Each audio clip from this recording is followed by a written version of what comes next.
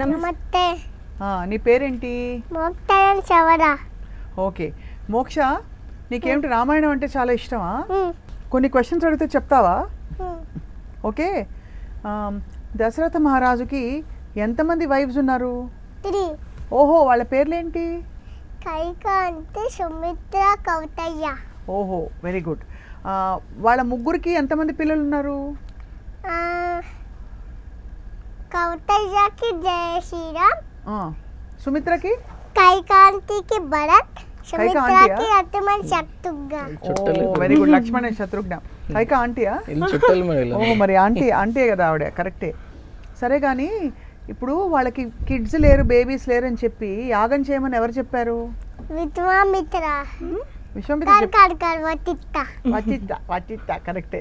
ఇంకా మీరు క్వశ్చన్స్ మీరే అడగాలి, మీకు తెలుసు కాబట్టి. అమ్మ అడుగుతుంది, చెప్పాలి ఇప్పుడు. చెప్పు. రామ్ వాళ్ళ డైనాసిటీ ఏంటి నాన్న? రఘువంశం. రామాయణం ఎవరు రాశారు? వాల్మీకి. రామ్ బర్త్ ప్లేస్ ఏంటి? అయోధ్య. అయోధ్యకి కింగ్ ఎవరు? దశరథుడు. దశరథుడికి ఎంతమంది వైఫ్స్ ఉన్నారు? 3. ఇందాక చెప్పేసాం కదా నేమ్స్ అన్ని. సరే, వాళ్ళ బేబీస్ గురించి కూడా చెప్పాం. ఇప్పుడు సీత గురించి చెప్దామా? సీత వాళ్ళ ప్లేస్ ఏది? మిథిల. మిథిలకి కింగ్ ఎవరు? జనక. సీత వాళ్ళ మమ్మీ పేరేంటి? సునైన. ఎంతమంది సిస్టర్స్ ఉన్నారు సీతకి? 3. చెప్పు, వాళ్ళ నేమ్స్ ఏంటో చెప్పు. ఊర్మిళ, మాండవి, శతకీర్తి. అబ్బా, నీకు నిజంగానే ఎవరు నేర్పించారు ఇది? నిజంగానే స్వప్నిక ఎవరు నేర్పించారు? డాడీ. నేనే చెప్పాను. కాదు, బేబీ చెప్పింది కరెక్ట్ కదా మేడం. ఎవరు నేర్పించారు మోక్ష నీకు క్వశ్చన్స్ అన్ని? నువ్వు.